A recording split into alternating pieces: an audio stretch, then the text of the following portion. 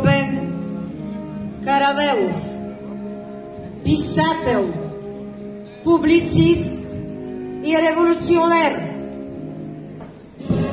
Дякон Игнатий Васил Левски, апостол на свободата. Панайот Хитов и Филип Тотю, Хаджи Димитър и Стефан Караджа, прочути български войводи, предводители на чети в годините на българското възраждане. Панайот Волов, апостол на 4-ти революционен окръг и ръководител на Априлското въстание. Гугов, председател на Революционния комитет и на Военния съвет в село Петрич, участник в Оборищенското велико народно събрание. Петър Балов от село Петрич, първата свидна жертва на Априлското въстание. Никола Кацаров, Райчо Самоходов и Иван Орчов от град Панагюрище, войводи на революционни чети, участвали в боевете с черкези и башиболици край село Петрич.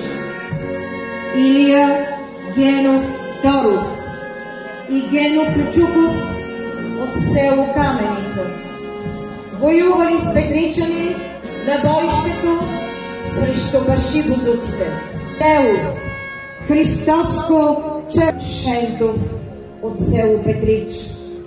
След потушаването на бунта, водач на Георги Бенковски и другарите му до Стара планина. Ленди Емили Странков, благодетелства на село Петрич, след потушаване на Априлското въстание, изградила болница в селото и под дълбок поклон пред подвига и саможертвата на героите. За хилядите загинали за отечеството е заветният Ботев стих. Тост, който падне в бой за свобода, той не умира.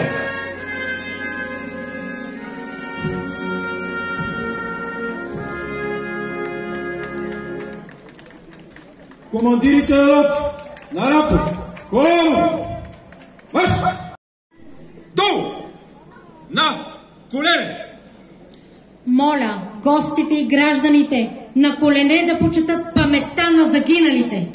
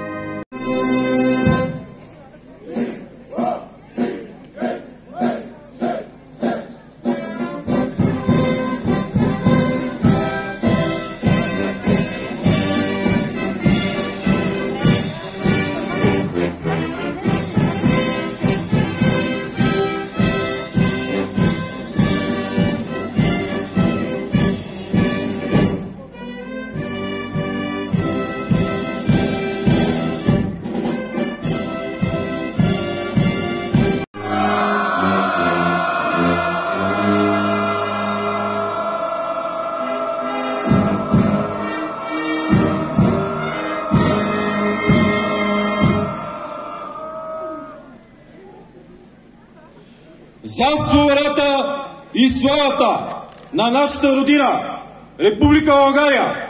Запал! Чест!